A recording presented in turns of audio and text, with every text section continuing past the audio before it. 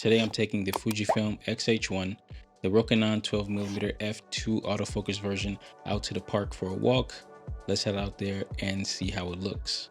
Today's video is about walking and talking to the camera. I'm using the FujiFilm X-H1 with the Rokinon 12mm autofocus lens for the X mount, of course. Canon 12mm autofocus on the FujiFilm X-H1 in a walking and talking vlog test. This is the third video of the vlogging series with the FujiFilm X-H1 using non-native lenses for the Fuji X mount. What we're looking for is how well the camera is tracking my face. If the camera is tracking me with the, I guess, vlogging movements or vlogging motions, the autofocus is staying on point. And if there's any wobbling in the edges, of course, there's going to be some vibrations for me walking. There's no lens stabilization, but there is in-body stabilization, which I have on, just to see how well it's performing in a test like this.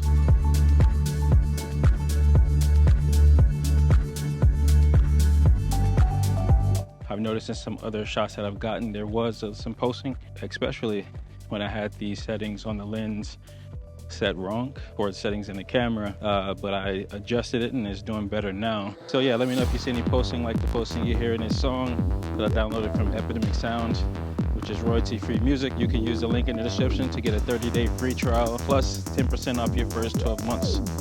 Use the link in the description and let me know what you think. But yeah, how's the lens work? This walking and talking to the camera test, I feel like I got enough footage to figure out kind of how this lens and camera combo works in this setting. I think the Rokinon 12mm is doing well compared to most of the other lenses I have used on this camera so far, especially when I'm sitting down in the studio and just talking to the camera. All right, so now we're back in the studio. Let's talk about how it looked. The autofocus worked well. It hit about 80% of the time, but there were some times where it would hit the trees in the background. There was some wobbling in the corners, but it wasn't that much. It was noticeable, but it wasn't that bad. There was no pulsing. I think on the pulsing end, it held up real well.